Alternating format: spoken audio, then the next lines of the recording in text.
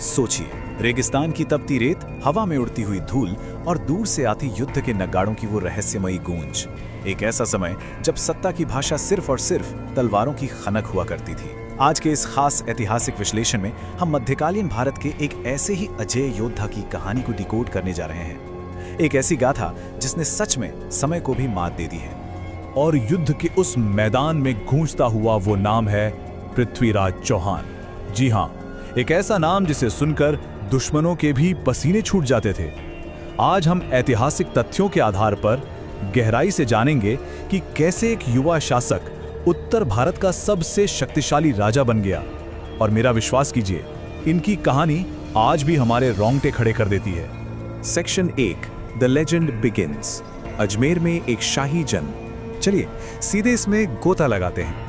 बात है 1166 ईस्वी की, जब अजमेर में राजा सोमेश्वर चौहान और माता कर्पूरी देवी के घर पृथ्वीराज का जन्म हुआ। महल में जश्न का माहौल था, लेकिन आप जानते हैं, बचपन से ही वो बाकी बच्चों से बिल्कुल अलग थे।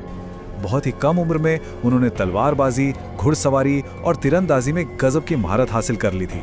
मतलब घोड़ों की दौड़ और धनुष की टंकार के बीच उनके शिक्षकों को उसी वक्त अंदाजा हो गया था कि यह असाधारण बच्चा एक दिन बहुत महान राजा बनेगा। सेक्शन 2, सत्ता का उदय, चौहान साम्राज्य का विस्तार। अब देखिए, चौहान राज्य उत्तर भारत के सबसे शक्तिशाली साम्राज्यों में से एक था, और ये कोई रातों रात नहीं हो गया था।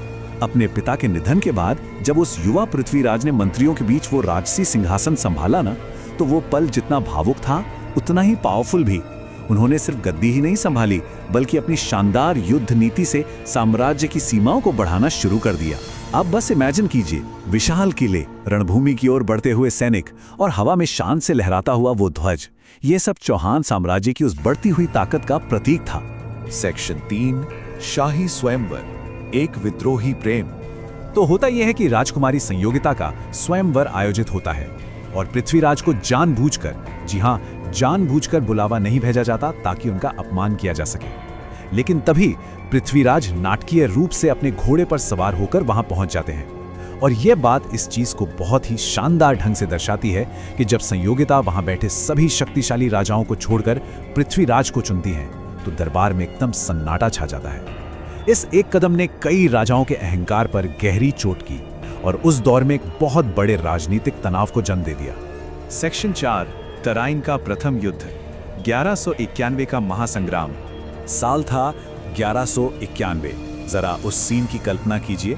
राजपूत योद्धा घोड़ों पर सवार होकर पूरी ताकत से दुश्मन सेना पर टूट पड़ते हैं। तलवारों और ढालों की वो जबरदस्त टकराहट और मैदान में उड़ती हुई धूल। अपनी अद्भुत युद्ध कला का प्रदर्शन करते हुए पृथ्वीराज चौहान की सेना ने मोहम्मद गौरी की सेना को लिटरली धूल चटा दी। ये एक बहुत विशाल जीत थी दोस्तों, बिल्कुल चौहान साम्राज्य के शौर्य का चरम। लेकिन रुकिए, क्या होता है जब एक हारा हुआ दुश्मन एक नई रणनीति के साथ वापस लौटता है? ये सिर्फ एक सवाल नहीं है, ये उन काले बादलों और उस भारी तनाव की तरफ एक इशारा है जो अब चौहान साम्राज्य पर मंडराने लगे थे, क्योंकि गौरी अपनी वो हार बिल्कुल नहीं भूला था।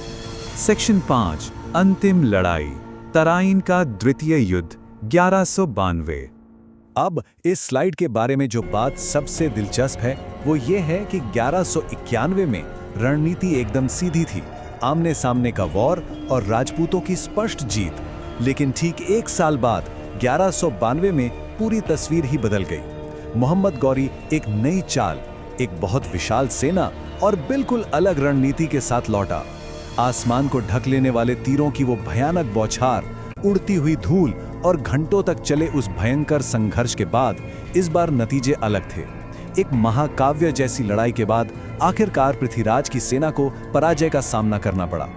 1192 की इस भारी पराजय के बाद असल में हुआ क्या? अगर हम बिना किसी ग्राफिक हिंसा के सिर्फ तथ्यों की बात करें तो इतिहासकारों के अनुसार हार के बाद पृथ्वीराज चौहान को बंदी बना लिया गया और माना जाता है कि लगभग 1192 ईस्वी के आसपास ही उनकी मृत्यु हो गई। लेकिन वहीं दूसरी तरफ हमारी लोक कथाओं में एक अलग ही भावना देखने को मिलती है। वहां बताया जाता है कि बंदी होने के बावजूद उन्होंने अपने शत्रु पर अपना अंतिम अचूक प्रहार किया था।